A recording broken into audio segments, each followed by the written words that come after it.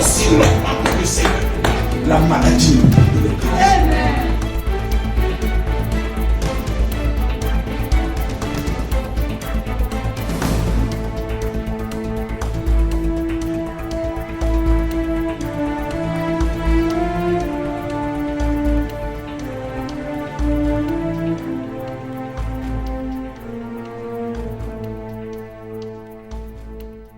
Nous acclamons le Seigneur Jésus-Christ. Nous acclamons son amour et sa fidélité. Si tu es fort, bien-aimé, ce n'est pas à cause de ta capacité, mais c'est grâce à lui. Au nom de Jésus-Christ. Nous bénissons le Seigneur pour son amour. Veuillez vous asseoir. Hier, nous étions à la radio. Et le Seigneur nous a encore fait la grâce de pouvoir annoncer l'évangile et faire connaître son amour, sa fidélité et sa justice.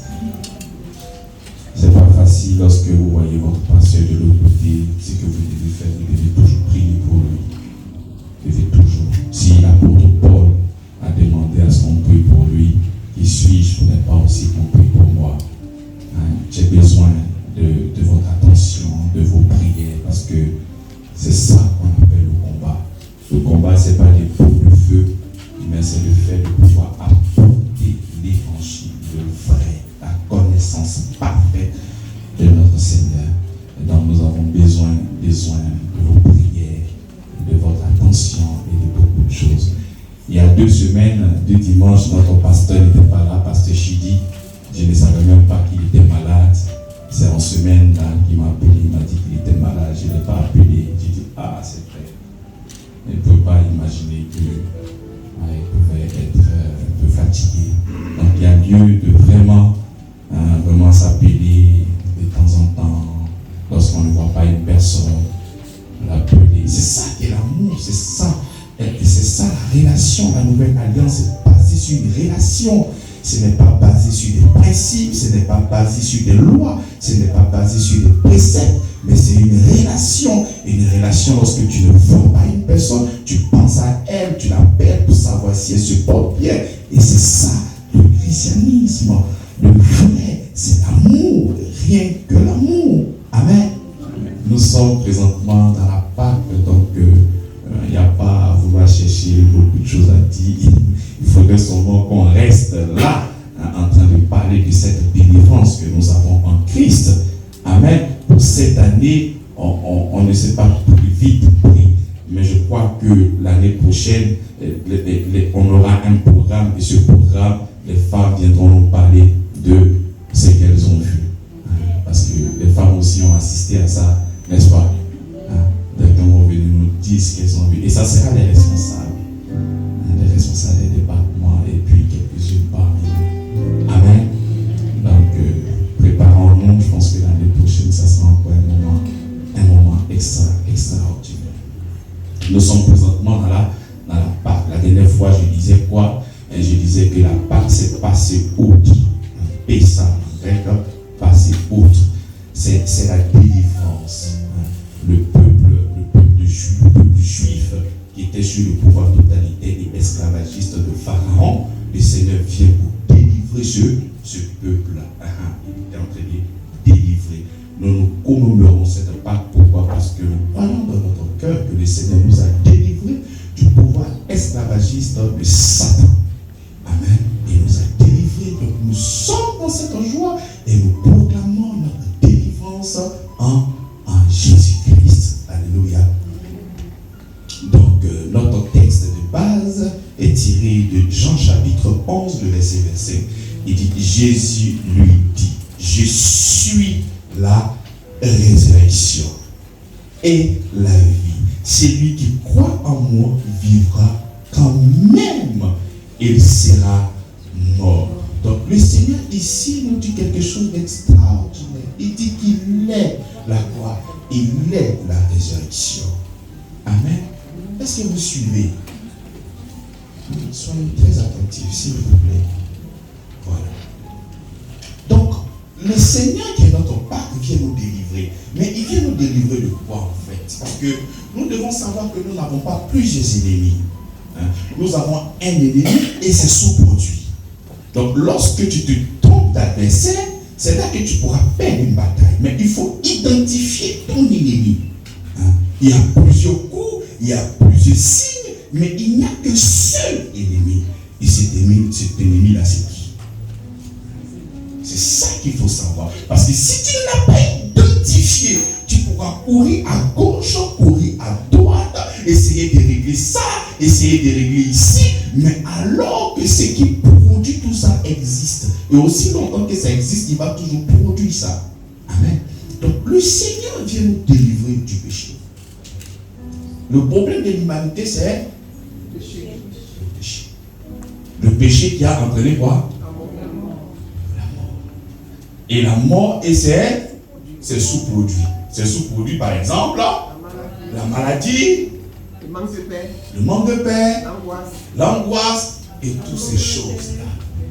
Donc tout découle du péché. Donc si nous voulons régler le problème de l'humanité, on doit régler quoi? C'est-à-dire quelqu'un vient et te dit je suis possédé. On doit régler le problème du péché. Pourquoi? Mais il dit de posséder. Pourquoi tu cherches à régler le problème du péché? Parce que c'est le... Donc si tu as fini de délivrer cette personne a des sujets à autre chose. Est-ce que vous me suivez? C'est-à-dire si tu as fini de régler le problème de la possession, demain il peut venir te parler de la maladie. Pourquoi? Parce que tu viens de régler seulement qu'un seul truc. Alors que la mort, il y a plusieurs produits là-dedans. Donc pour pouvoir véritablement régler le problème de l'individu, qu'est-ce qu'il faut régler?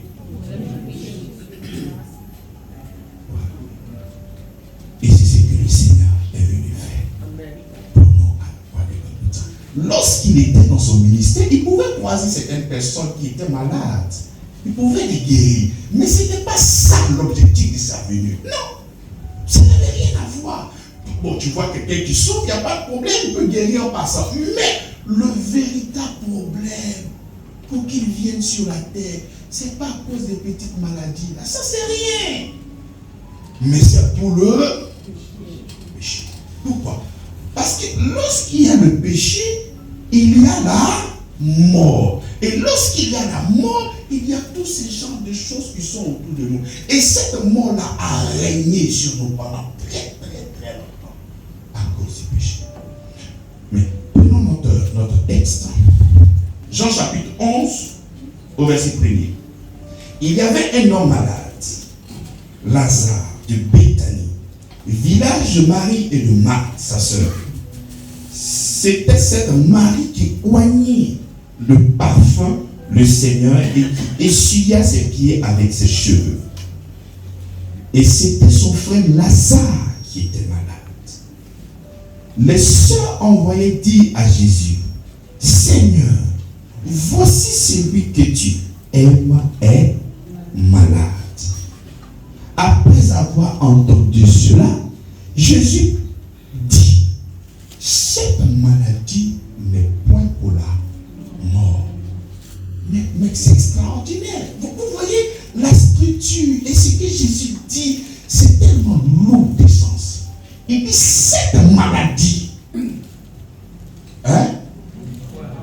n'est point pour la mort. Parce que cette maladie avait seulement que pour résultat la mort. Étant sous le pouvoir du péché, étant sous le pouvoir de la mort ne pouvait tirer seulement que profit à cause du péché. Donc parce qu'il y a péché, lui il règne par quoi?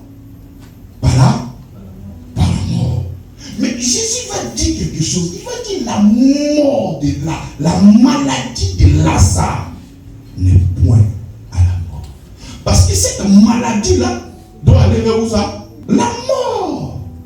Quand quelqu'un est malade, cette maladie-là, c'était pour tuer qui? Lazare, c'est pas ça. À force de souffrir de cette maladie, qu'est-ce qui vient?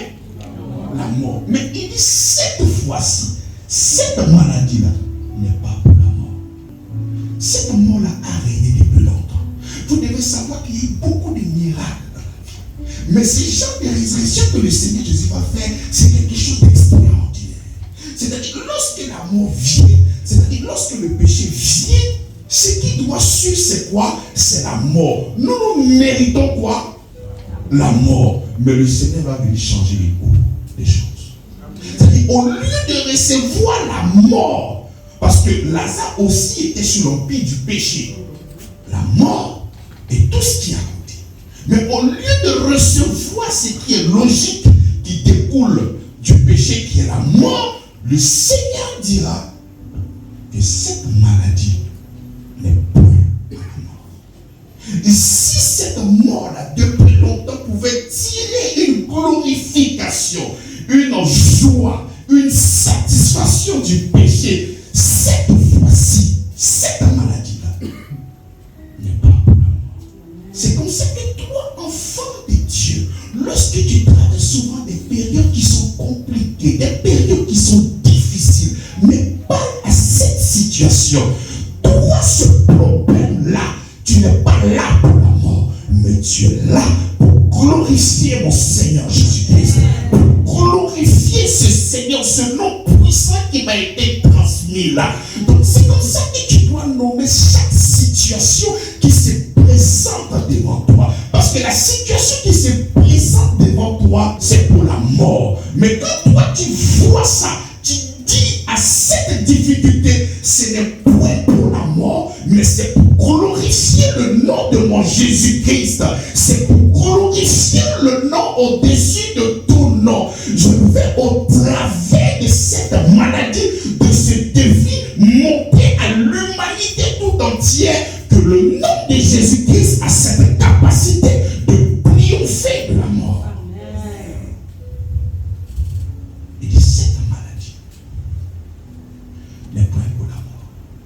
Donc tout ce qui est autour de toi, quel est le problème dans lequel tu es présentement? Tu dois t'élever. Cette difficulté-là n'est point pour la mort. Tu as peut-être perdu ton boulot. Tu as perdu peut-être des moyens de revenus pour pouvoir payer ta maison. Donc la conséquence de ça, c'est l'expulsion. Tu ne peux pas nourrir ta famille, c'est difficile. Mais tu vas te lever et dire que cette situation-là, ce n'est pas pour la mort, mais c'est pour la gloire de Dieu. Si le Seigneur nous a donné son nom, c'est parce qu'il sait qu'il y a des défis. Sinon, ça n'aurait pas de sens de nous donner son nom s'il n'y aurait pas de défis. C'est parce qu'il sait qu'il y aura des défis liés à ta vie qu'il te donne ce nom-là. Donc, chaque situation, nous devons confesser, proclamer que cette souffrance, que cette maladie, que ce défi est pour la gloire de qui? Pour la gloire de Dieu. Il dit, cette maladie n'est point à la mort, mais elle est pour la gloire de Dieu. En fait que le Fils de Dieu soit glorifié par elle. Le Seigneur vient dans un monde où c'est la mort. Il n'y a pas de vie, parce que c'est lui qui est porteur de vie. Donc il arrive dans un monde où les gens n'ont pas la connaissance de la vie. C'est lui-même qui est la vie. On est d'accord? Donc ces personnes-là ne connaissent pas la résurrection. Ces personnes-là sont malmenées par la mort. Ces personnes-là sont malmenées par les échecs. Ces personnes-là sont malmenées par tous ces genres de problèmes, de péché, la mort et ses sous-produits. Mais le Seigneur viendra cette fois-ci pour mettre un point d'honneur sur la mort. Si longtemps la mort vous a phagocyté, si longtemps la mort vous a entraîné dans plusieurs difficultés, mais cette fois-ci, je vous ai dit le dimanche passé qu'à partir du verset 5, 6, Jésus va commencer à faire des déclarations, mais des déclarations fortes au point où les Juifs voulaient le lapider parce que ces déclarations faisaient de lui Dieu. Donc il va dire à ces personnes que si tu crois en moi, tu vivras. Si tu me suis, je suis le chemin, je suis la vérité. Donc il est en train de parler d'une vie. Et cette vie-là, ce n'est pas après la mort, mais si tu crois en lui, tu as cette vie-là. Pourquoi? Parce que vous êtes présentement dans la mort à cause du péché. Donc le Seigneur vient donner une issue de secours. Vous savez très bien que votre héritage, c'est la mort. Mais je suis venu vous donner cette capacité pour que cette vie-là commence maintenant sur la terre. Et même les personnes qui étaient un peu spirituelles pouvaient imaginer la résurrection, mais pas maintenant, mais après la mort. C'est-à-dire au dernier jour. Mais ils ne pouvaient pas imaginer que là, présentement, ils avaient cette capacité d'avoir le sait avant même d'attendre le dernier jour. Est-ce que vous comprenez? C'était ça le travail de Jésus-Christ. Il a passé tout son temps à faire des déclarations. Donc il est arrivé maintenant à un point culminant. On continue. Or, Jésus aimait Marthe et sa sœur et Lazare. Lors donc il apprit que Lazare était mort, était malade, il resta 2 jours encore dans le lieu où il était. Et il dit ensuite aux disciples, retournons en Judée. Les disciples lui disent, Rabbi, les Juifs vont tout récemment chercher à te lapider. Et tu retournes en Judée. Jésus répondit, il n'y a-t-il pas 12 heures au jour? Si quelqu'un marche pendant le jour, il ne bronche point, parce qu'il voit la lumière de ce monde. Mais si quelqu'un marche pendant la nuit, il bronche, parce que la lumière n'est pas en lui. Après cette parole, il leur dit, Lazare, notre ami, dort. Mais je vais le réveiller.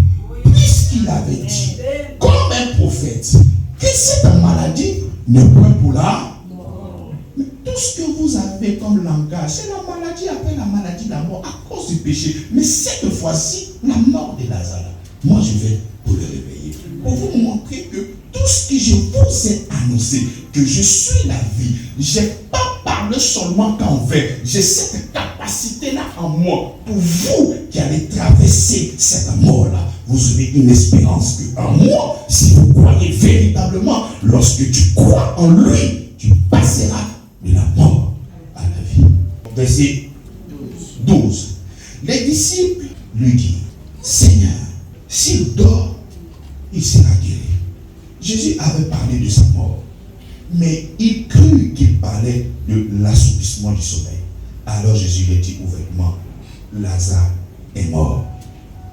Et à cause de vous, afin que vous croyiez, je me réjouis de ce que je n'étais pas là, mais allons vers lui. Regarde ce qu'il dit au verset 15. Il dit, et à cause de vous, afin que vous... Le problème de l'humanité, c'est la croyance. Parce qu'il a passé son temps à dire ce qu'il est, que le Père l'a envoyé, tout ça, les gars ne croient pas. C'est parce qu'ils ne croient pas qu'on voulait le faire. C'est pas on te laisse parler que tu continues le truc là. Il a dit, mais le gars, c'est pas en lui et toi que tu fais ça. Ils ont pris caillou, il a fui. Mais il dit cette situation-là, c'est pourquoi? Hein? Non, il dit pour que vous croyez. Hein?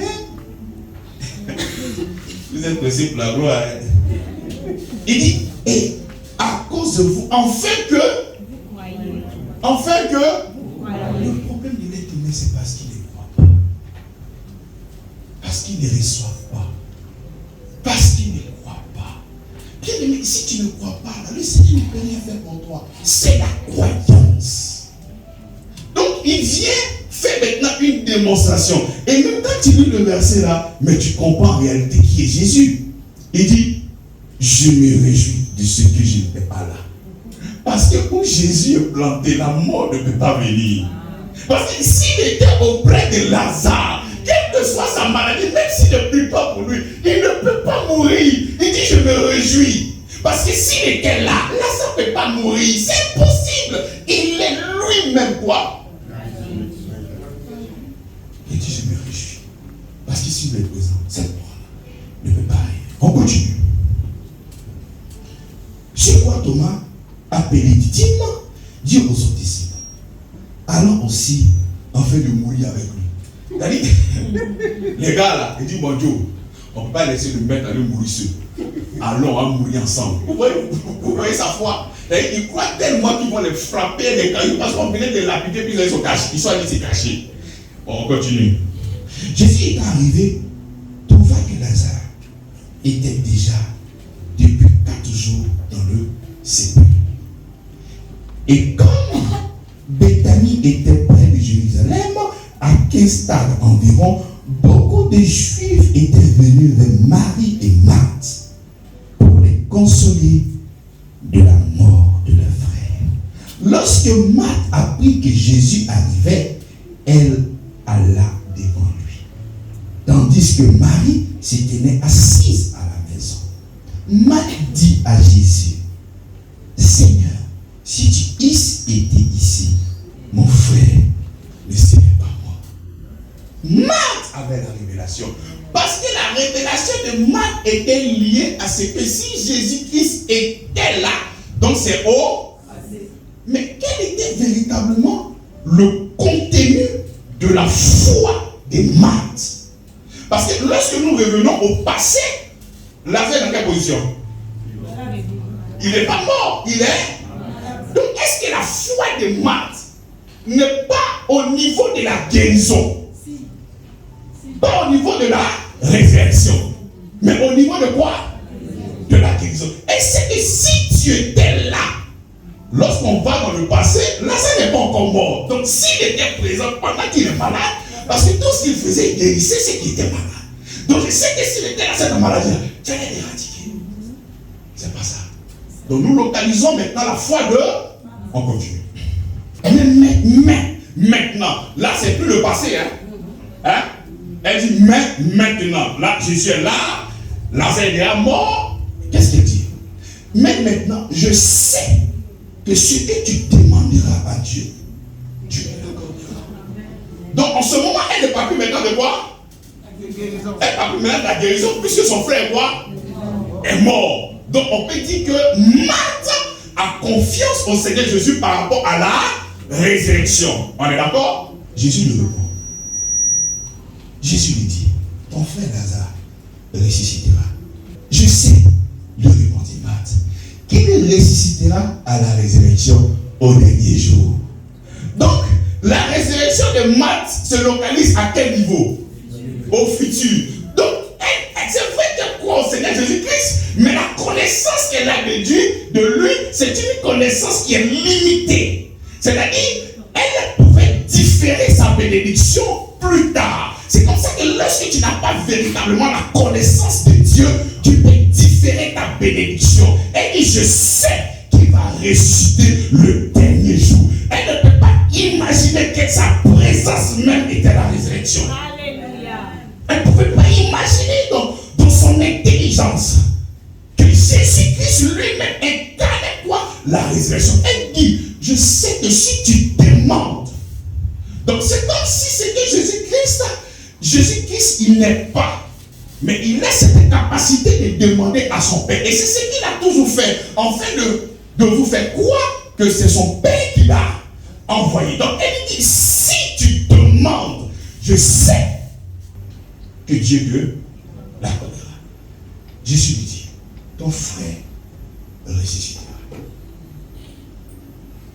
Je le sais, lui répondit Marthe, qu'il ressuscitera à la résurrection au dernier jour. Jésus lui dit, je suis la résurrection. C'est comme ça que lorsque tu arrives à dissocier le Seigneur et ce qu'il peut faire, c'est comme ça que tu as beaucoup de soucis. C'est-à-dire, le Seigneur est ce qu'il peut faire. Si tu ne crois pas qu'il est ce qu'il peut faire, c'est comme ça que tu vas imaginer dans ton esprit, le Seigneur est là, mais c'est quand il va demander des choses pour toi, c'est là que tu feras. Le Seigneur était en train de nous expliquer ici une vérité spirituelle qui te concerne toi et qui me concerne moi. Au-delà de tout ce que tu peux imaginer, au-delà de tout ce que tu peux demander afin de recevoir, tu dois croire que le Seigneur est la chose que tu demandes. Tu dois croire qu'il est. Elle dit, je sais que tout ce que tu demanderas à ton Père le fera. Donc c'est quelque chose qu'il ne pourra seulement que demander. Donc elle ignore que Jésus-Christ, il est cette chose qu'il doit demander au Père.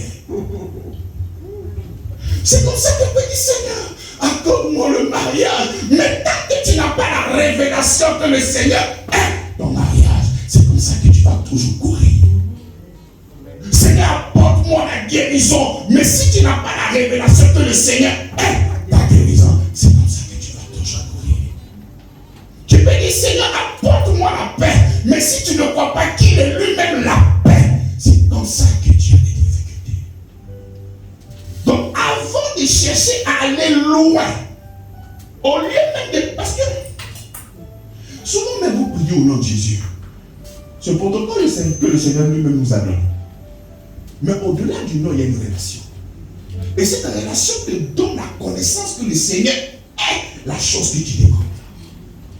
Donc aussi longtemps que le Seigneur est là, c'est comme ça que quand il va parler à Matthieu, il ne va pas dire que j'ai la résurrection. Il ne va pas dire à Matthieu que j'ai la possibilité de ressusciter Lazare. Il dit je suis la résurrection. C'est un langage qui est codé pour les enfants de Dieu. Le je suis. Dieu parle toujours d'une manière substantielle. Pas l'auxiliaire qu'il a utilisé concernant lui-même, c'est l'auxiliaire être. Et non l'auxiliaire avoir. Parce qu'un Dieu qui a, c'est pauvre. Dieu qui est. Un homme riche, quand il vient, il ne va pas commencer à parler de ses biens. Il dit je suis là. Parce qu'il dit qu'il est là. Ça engage tout. Ça engage tout. Donc c'est les présenter qui va dire moi il y a ça.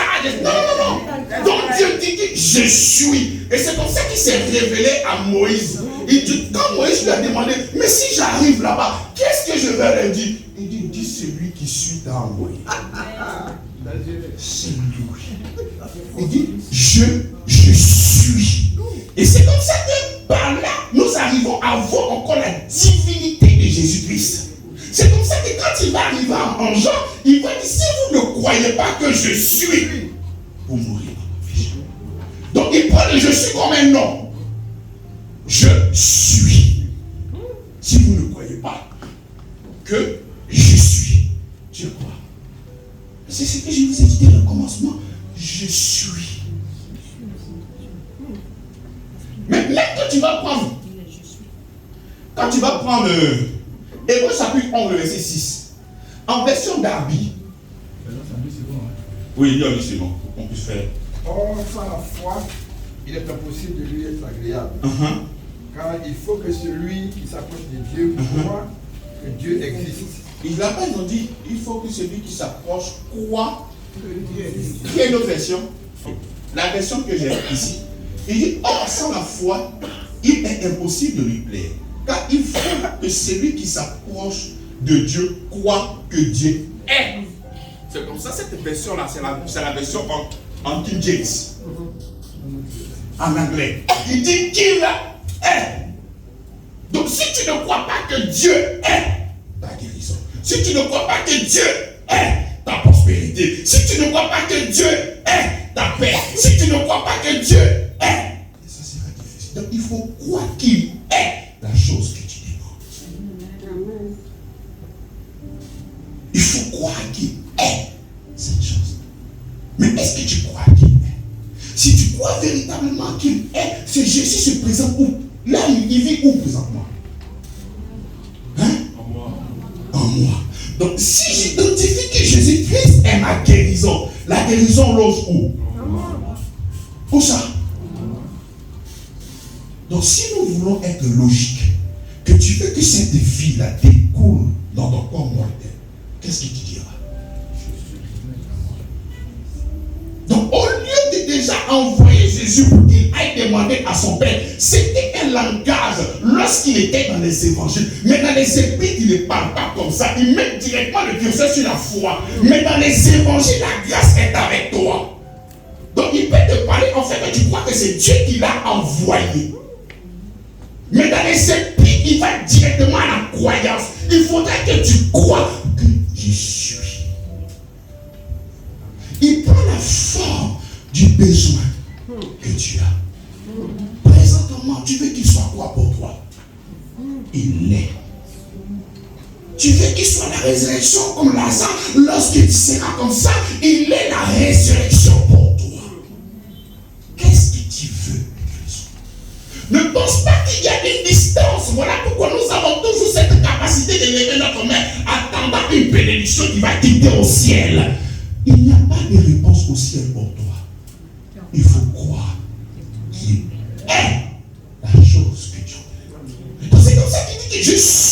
résurrection et la vie. Tout ce qui contribue à la vie et la piété se trouve en Jésus-Christ. Il n'y a pas une chose sur la terre dont tu auras besoin que le Seigneur ne peut pas prendre cette forme-là. Donc, au lieu de passer ton temps à des demandes, non, il n'y a pas de problème. Tu peux toujours demander. Tu peux même toujours jeûner pour pouvoir avoir quelque chose. Il n'y a pas de problème. Mais c'est toi qui vas souffrir. Parce que le moyen le plus simple, c'est par quoi? C'est par quoi? Mais regarde, là où le Seigneur lui-même, il a qualifié que la foi de ce rebelle-là, et dans tout Jérusalem, il n'a pas vu, mais aussi une grande foi. Il veut aller guérir la fille de ce centenier. Il dit non. Seigneur, ne bouge pas. Reste là. Le Seigneur était prêt à faire un mouvement. Il dit ne bouge pas, Seigneur. Moi, j'ai des soldats. Quand je dis viens, je viens. Quand je dis va, il faut. Toi, dis seulement une parole. Donc, il a eu la capacité de changer le cours de son homme. Mais si toi tu veux passer par le jeûne, alléluia. Mais vas-y. Mais nous avons choisi ce qui est simple. C'est la foi en Jésus-Christ. Et cette foi nous donne cette assurance d'avoir d'autres choses en lui. Il dit, il faudrait que celui qui s'approche de lui croit que Dieu est. Comment est-ce que tu le vois? Mais c'est pour ça que Jésus marche avec ses disciples. Arrivé un moment ici, il se tourne et il pose des questions. Vous l'avez vu? Qui suis-je même? On marche ensemble, on tombe ensemble. Je suis qui même? Vraiment, Dieu, c'est compliqué. Pierre a dit que tu es le Christ. Il dit même ça, ça ne vient pas de toi. Ça ne peut jamais venir de toi. Donc il y a lieu véritablement de connaître. Mais quand tu vas voir les discours avec la femme samaritaine, cette phrase-là, quand j'ai lu ça là, ça bouge en moi. Il dit, vous ne connaissez pas celui que vous adorez. Est-ce que vous le connaissez? Est-ce que vous le connaissez? Il dit, vous ne connaissez pas celui que vous adorez. Mais l'heure vient. Et elle est déjà venue. Et ces personnes-là sont grâce. Ils vont adorer le Père en esprit et en vérité selon la connaissance. Et c'est et nous sommes dans cette dispensation où nous le connaissons d'une manière claire. D'une manière, c'est-à-dire ce n'est pas comme dans l'Ancien Testament où c'était l'homme, tu peux confondre l'homme avec un arbre, tu peux dire, mais là, c'est la connaissance propre. Tu me verras tel que je suis phare. La révélation de la parole de Dieu. C'est ça, ce n'est plus dans est-ce que non, mais dès que tu vois qu'il y a quelque chose qui ne concerne pas ton héritage, mais pas à cette situation. Seigneur, tu veux que je glorifie ton nom, à cause de ça, tu veux que je glorifie ton nom, et c'est comme ça que tu vas prendre le nom de Jésus pour glorifier son nom au travers de ce problème-là. Mais on ne doit pas prendre cette difficulté-là et aller pleurer comme si on n'avait pas un sauveur. Il dit, je suis la résurrection et la vie. Donc le problème de l'humanité, c'était la mort. Donc le Seigneur est venu montrer. Avant que lui-même, il ne passe par cette mort-là, il est venu prouver, il est venu démontrer, en fait, que vous croyez que lui, il est la résurrection. Il y a eu beaucoup de résurrections. Il y a eu la fille de Jairus, il y a eu plein. Mais là où le corps a commencé à pourrir, sentir où ils avaient mis.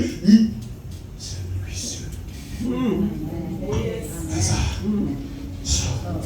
Et c'est comme ça que dans ton sein présentement, tu as le roi des gloires. Dans ton sein présentement, tu as Jésus-Christ. C'est pour ça que lorsque nous sommes en train de faire des déclarations en disant que tu n'auras pas la vie éternelle, que tu as la vie, ce n'est pas pour vous impressionner, c'est la vérité. Parce que aussi longtemps que Dieu est dans ton sein, tu ne peux plus jamais mourir. Voilà pourquoi même quand l'apôtre Paul et l'apôtre Jean, les 42 sont des amis, lorsqu'il veut parler de la mort, lorsqu'il veut parler de la mort du chrétien, il ne parle pas de mort, il dit qu'ils sont dormants. Pourquoi?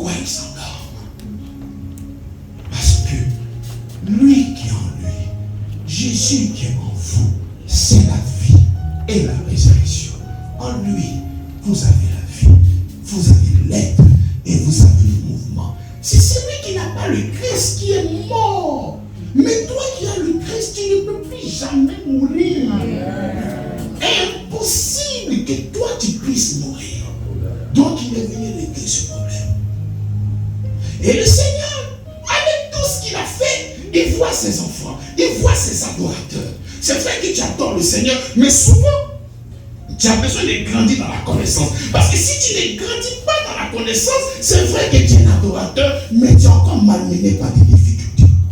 Mais quand tu le vois tel qu'il est, lorsque tu as la révélation de la parole, mais les gens vont s'inquiéter pour toi. Mais toi, tu ne t'inquiètes jamais pour toi. On te demande, tu fais comment? Mais ce n'est pas de la magie. Mais je compte sur lui. Il n'y a pas d'autres médicaments. Il n'y a pas d'autres remèdes. Je dois toujours compter sur lui. Vous allez voir que les gens vont s'inquiéter pour vous. Ah, mais est-ce que ça ne va pas te créer des problèmes? Non. Ton amour que tu as là, je sais que c'est un vrai amour, mais ça ne dépasse pas l'amour que Dieu a pour moi. Donc si toi, un homme, tu arrives à penser comme ça, mais et Dieu lui-même, et lui-même, le Seigneur, il prend soin de qui? De ses enfants. Et c'est comme ça qu'il a dit qu'il est la résurrection et la vie. Au nom de cette Pâque bien-aimée, quelle est notre délivrance? Délivrance du péché, délivrance de la mort, délivrance de tous ces souffrances.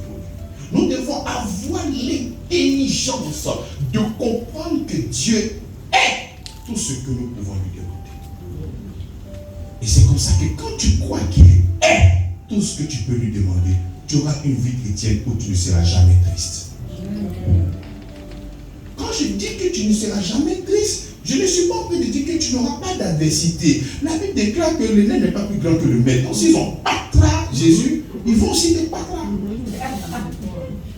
S'ils l'ont insulté, ils vont aussi t'insulter. S'ils ont dit que Jésus est Belzébul, ils vont dire aussi que tu es Belzébul. Ce que tu n'as pas fait, on va dire que tu as fait. Donc prenez ça comme de l'huile qui coule sur vous. Et puis on avance. Donc ça, ce n'est rien. Et que Dieu qui dit que non, on m'a insulté, mais c'est que tu n'es même pas encore là même. Tu es encore dans le ventre de ta maman. Donc ça, ce n'est rien. On ne peut pas penser comme des difficultés. On pense avec action de grâce et nous avançons par la foi en Jésus-Christ. Pourquoi? Parce qu'il est notre vie. Il est notre vie. Il dit, je suis la résurrection et la vie. Tout ce qui contribue à la vie, il est important. Mais c'est comme ça que quand tu n'as pas le regard fixé sur lui et que tu ne crois pas qu'il est, c'est comme ça que les problèmes ne font que démarrer. Il aime cette chose. Seigneur, tu es ma guérison. Il n'y a pas de raison que cette maladie puisse glorifier la mort. Je sais que cette maladie présentement qu'elle a encore, elle est là pour glorifier encore ton nom. Ton nom doit être élevé au-dessus de tout nom. La maladie peut venir. Ne croyez pas que la maladie ne peut pas venir. Pourquoi? Parce que le corps qu'elle a, il est mortel. Le corps est comment? Quand on dit un corps qui est mortel, ça veut dire quoi? C'est un corps qui est sujet à des maladies. Donc de la même manière que la maladie vient là, c'est comme ça que tu proclames ton héritage en Jésus-Christ. Pourquoi? Parce que lui étant en toi, il va générer la vie dans ton corps qui est mortel. Et c'est comme ça que nous avons l'assurance d'avoir cette vie-là qui s'est distingue de notre système de santé. Et c'est en ça, bien aimé dans le Seigneur, que nous devons croire. Ne nous laissons pas encore entraîner par plusieurs vents. Ne nous laissons pas encore entraîner par plusieurs lamentations. Ne nous laissons pas encore entraîner par plusieurs complications. Mais nous devons toujours nous laisser transformer et renouveler par la connaissance de notre Seigneur Jésus-Christ. Il dit, je suis la résurrection et la vie. Celui qui croit en moi vivra. Quand même il sera mort. Et quiconque vit et croit en moi ne mourra jamais. Crois-tu en cela? Crois-tu cela? Il pose la question à qui? À qui? À Marthe. Il dit, crois-tu cela? Ça c'est Marthe. Elle dit oui. Elle convient papa. Ok, d'accord, on continue. Elle dit, oui Seigneur, je crois que tu es le Christ, le Fils de Dieu qui devait venir dans le monde. Est-ce que c'est ce que le Seigneur dit à poser comme question? Hein? Il a posé quelle question? Il dit, si tu meurs, tu vivras quand même. La mort est là, Lazare est là. Il dit que si tu crois, tu vivras quand même. Est-ce que tu crois en cela? Elle dit, oui, je crois. Tu sais que tu es le Fils de Dieu. Et tu vas venir. Elle dribble la question, elle va sur autre chose. Elle dit, je sais que le... Oh, vraiment. Elle lui dit, oui Seigneur, je crois que tu es le Christ, le Fils de Dieu, qui devait venir dans ce monde. Est-ce que c'est ce que le Seigneur a posé comme question? Et c'est comme ça que vous posez la question. Est-ce que tu crois? Et bon, tu sais que le Seigneur a dit que ses promesses sont oui, amen. Tu vas finir tourner à gauche, tu vas tourner à droite. Pourtant, c'est simple. Est-ce que tu crois à la parole de Dieu? On continue. Ayant ainsi parlé, elle s'en alla. Puis elle appela secrètement Marie, sa sœur, et lui dit, le maître est ici, et il te demande. Dès que Marie eut entendu, se leva promptement et alla vers lui. Car Jésus n'était pas encore entré dans le village, mais il était dans le lieu où Marthe l'avait rencontré.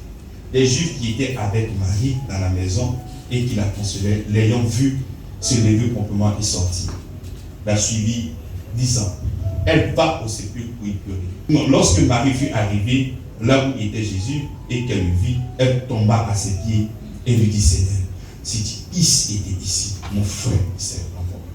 Jésus, la voyant pleurer, elle et les Juifs qui étaient venus avec elle frémit dans son esprit et furent tous émus. Et lui dit, où l'avez-vous mis? Seigneur lui répondit, viens et vois. Jésus pleura. Sur quoi les Juifs disent, voyez comme il l'aimait. Voyez comment. Oh, voyez comment le Seigneur vous aime. Et quelques-uns d'entre eux disent, lui qui a ouvert les yeux de l'aveugle, ne pouvait-il pas faire aussi pour cet homme ne mourir point? Jésus frémit de nouveau en lui-même, s'est rendu au sépulcre. C'était une grotte. Et une pierre était placée devant. Jésus dit, ôtez la pierre. Marthe, la sœur du mort, lui dit, Seigneur, il sent déjà. Il fait quoi? Il sent déjà. C'est vrai qu'on croit en toi, mais il faut arrêter ça là. Tu déconnes. Il sent, il s'est gâté. C'est vrai que tu guéris les gars, manger, mais là c'est pourri. Arrête ça. En fait, si on devait prendre la Bible, c'est-à-dire l'écrit comme des beaux Ivoiriens, vous allez comprendre ça rapidement. Bon, là-bas, c'était un peu codé.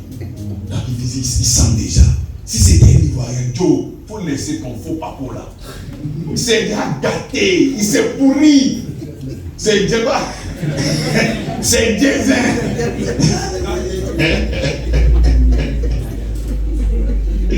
Il dit, ôtez la pierre, Marc lui dit, Seigneur, il sent déjà.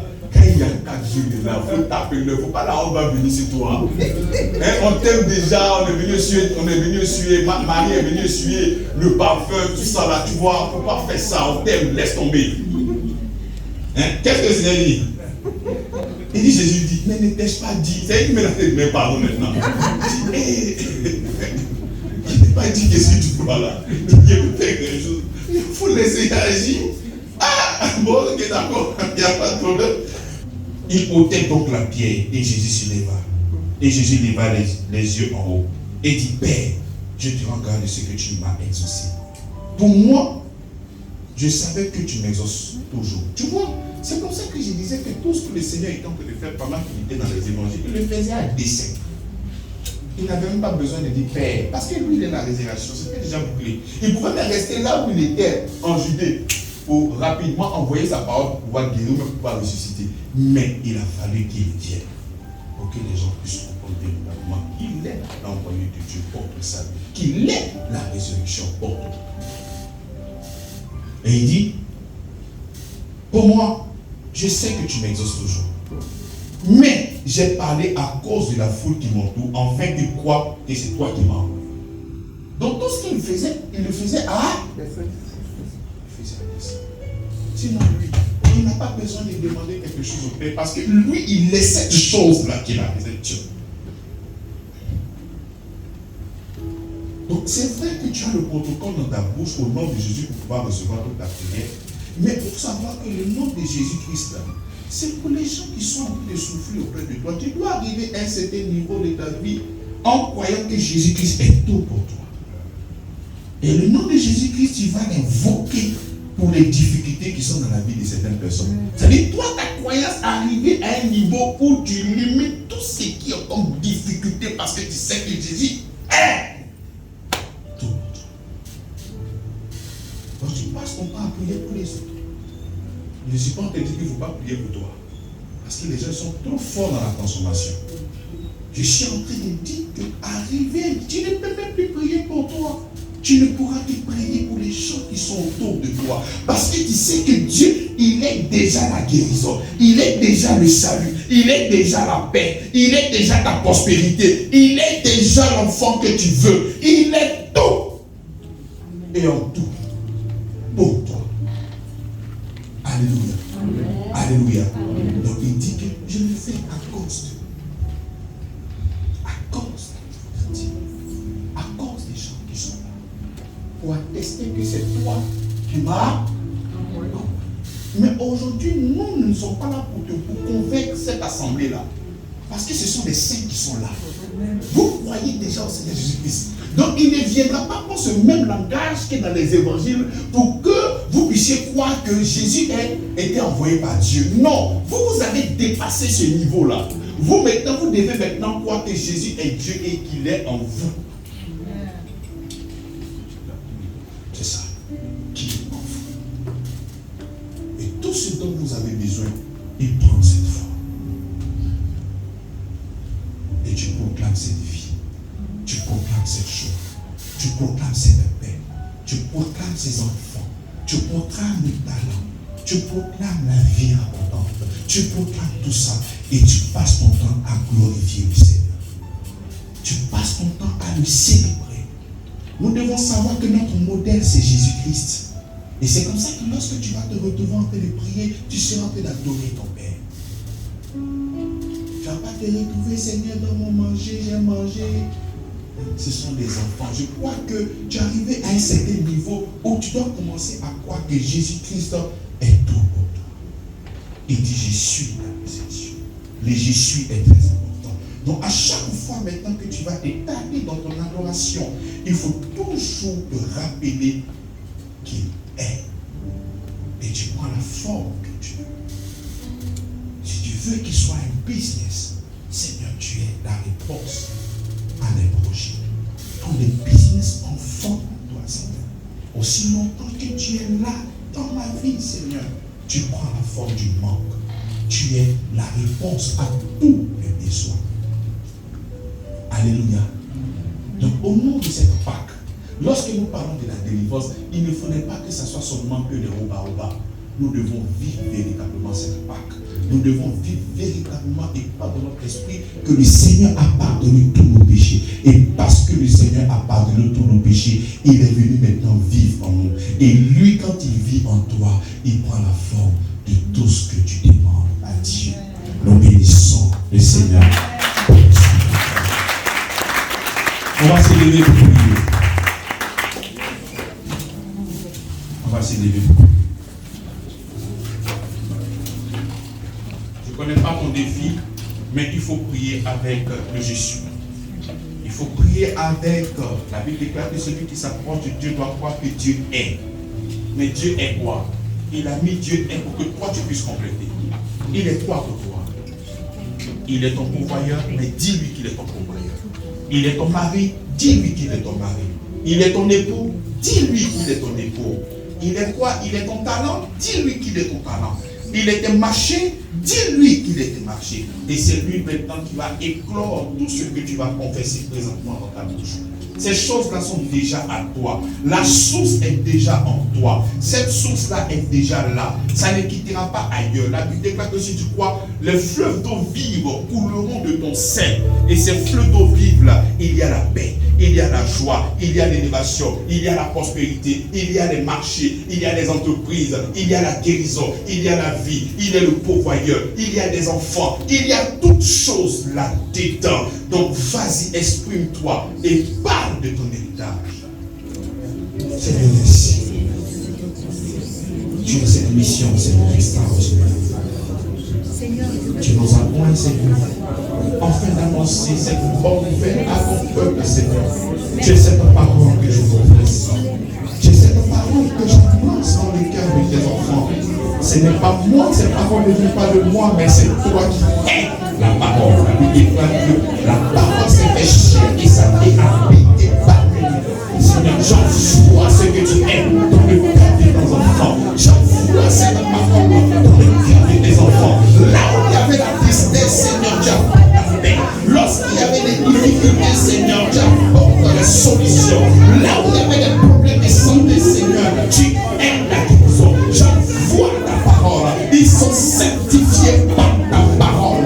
Ta parole fait du bien présentement à tes enfants. Ils sont là, qui viennent pour t'adorer, qui viennent pour te célébrer. Tu es tout pour nous, Seigneur. Tu es, Seigneur. Tu es notre élévation. Tu es ce ministère que nous tenons. Tu es cette église. Tu es toute chose, Seigneur. Merci pour ton